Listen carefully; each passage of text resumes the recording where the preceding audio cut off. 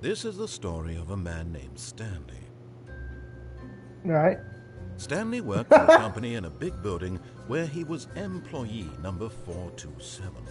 Employee number 427's job was simple. He sat at his desk in room 427 and he pushed buttons on a keyboard. Orders came to him through a monitor on his desk, telling him what buttons to push, how long to push them, and in what order. This is what employee 427 did every day of every month of every year.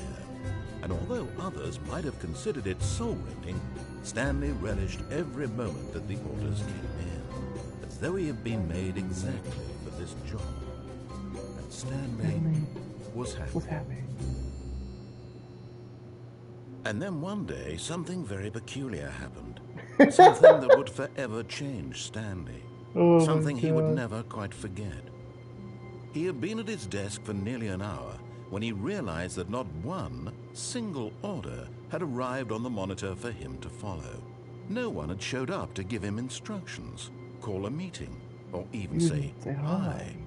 Never in all his years at the company had this happened, this complete isolation. Something was very clearly wrong. Shocked, frozen solid, Stanley found himself unable to move for the longest time. But as he came to his wits and regained his senses, he got up from his desk and stepped out of his office. All right. All of his co-workers were gone. What could it mean? Stanley decided to go to the meeting room. Perhaps he had simply missed a memo. Wait, let's go like a circle. Oh, wait. Bucket! Stanley picked up the bucket. Yes. The reassurance bucket.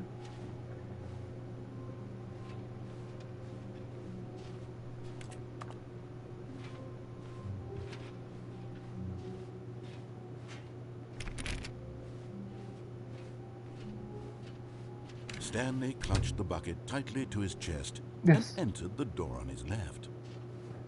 It's a whole new set of endings now. That'd be fucking wild. Still no one was here. Stanley needed the bucket's warmth and comfort now more than ever.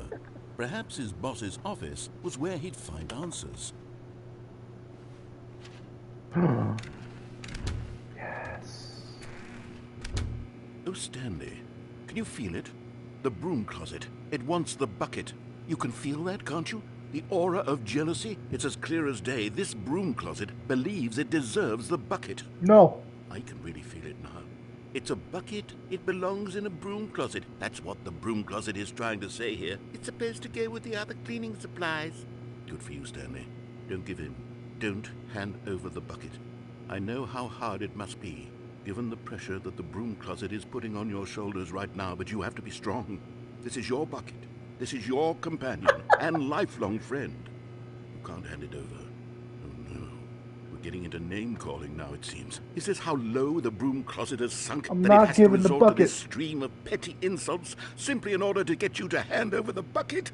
Stanley, I never liked this broom closet for a variety of reasons, but even this is worse than I had imagined. And wait. Now the broom closet has the gall to imply that you and the bucket are not truly deep and lasting friends? That your relationship is purely superficial and convenient? That your life is so banal and meaningless that you'd feel the same sort of kinship towards any inanimate object which happened to lay in your path in an even partially enticing manner? Well, I never. Go on, Stanley. Lay into it.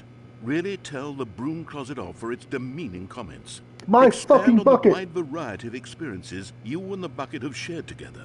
Go through each of them point by point. Share your journal entries detailing the rich emotional landscape of your feelings. They have changed and evolved over the years. Let him have it. You're a bitch.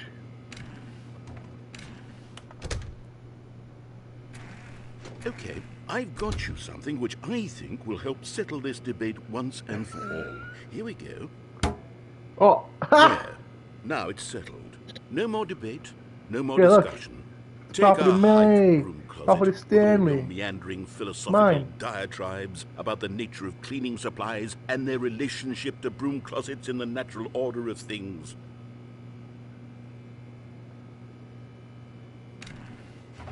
Fuck you. All right, I've got a second sticker back here, and I'm going to slap it on as well because I think it's appropriate. You see, I feel that it works because the sticker is also a bucket. Yeah. That way, if you're ever unsure whether the thing you're holding is a bucket or not, you can look down at this sticker and say to yourself, ah, it's a bucket. There really is a wide variety of applications for this sticker.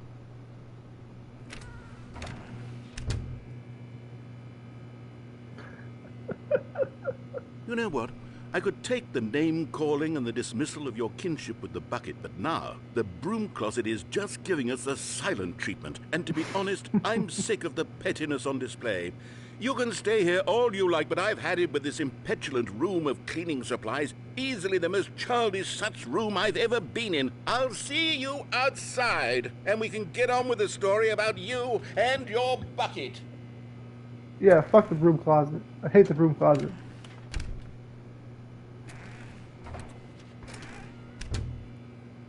Right. Fuck the broom closet. Fuck you. Coming to a staircase, Stanley and the bucket walked upstairs to the boss's office.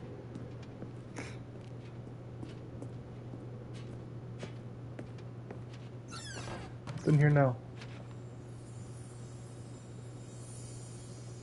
You found one of them. One of the miniature Stanley figurines. Remember, no reward for collecting all of these, only the intrinsic pleasure of a job well done. You can't buy that sort of happiness, Stanley. God knows I've tried. So, I implore you to savor each and every moment you come across one of these beautiful figurines.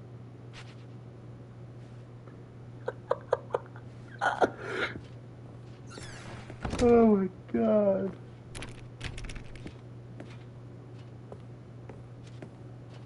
Stepping into his manager's office, Stanley was once again stunned to discover not an indication of any human life. Crushed by the weight of this revelation, Stanley may have broken down into an emotional dumpster fire if not for the soothing presence of the bucket. Even now, in his darkest of hours, did the bucket's warmth and guiding light pierce the dark clouds of confusion and chaos. It would be with him always. The bucket would, and he knew it. The two of them were inseparable. At this point, Stanley was so absorbed in the tender spiritual connection he shared with the bucket that he didn't notice the keypad behind the boss's desk. Nor in his bliss of simply being near the bucket did he have any notion that the PIN number for the keypad was 2845. Oh, my bucket. Keep me safe. Stanley just sat around twiddling his thumbs. Trying to input anything on the device was useless, since he could never possibly know that the combination was 2845.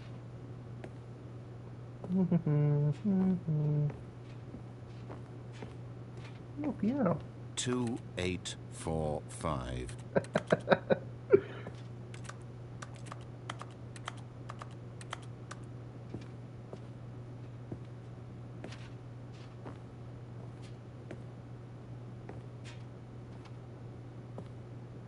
Forgot, but it turns out that the panel's emergency override kicked in, and the door just opened all by itself. And Stanley got the hell along with the story.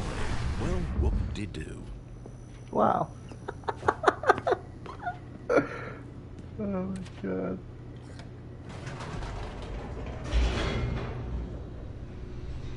There's no better game in the world right now. The elevator raced downward, plummeting towards an unknown fate. It would be all Stanley could do to keep himself together, if not for the bucket. Soothing him, comforting him, reassuring that in this darkest moment of uncertainty, he would be all right.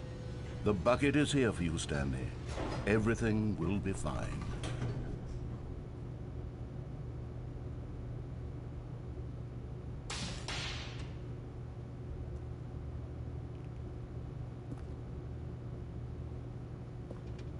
Alright, shit. Stanley and the bucket walked straight ahead through the large door that read, Mind Control Facility.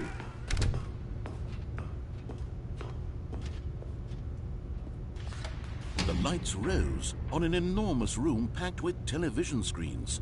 What horrible secret did this place hold? Stanley and the bucket both wondered to themselves.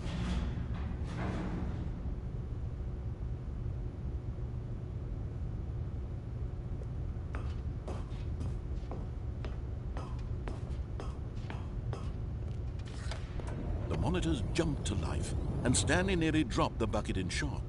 Everyone in the office was being videotaped, monitored like guinea pigs. The bucket had never seen anything like this, and it very nearly burst into tears as Stanley cradled it gently, reassuring it that everything would be fine.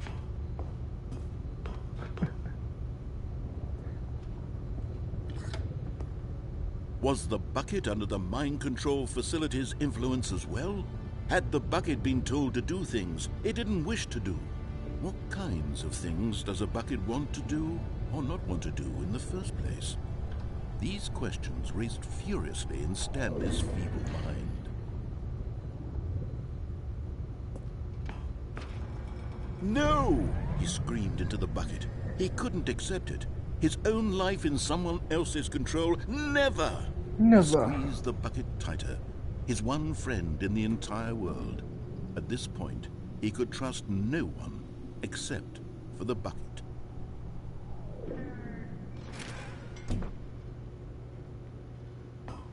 But here was the proof. The heart of the operation. Controls labeled with emotions, happy or sad or content. Walking, eating, working, all of it monitored and commanded from this very place. And as the cold reality of his past began to sink in, Stanley decided that this machinery would never again exert its terrible power over another human life. For he and the bucket would dismantle the controls for good. Two best friends, Stanley and the bucket, up against the world. They high-fived in a really cool way. And the bucket made a sassy comment about taking down the system. Oh, my God.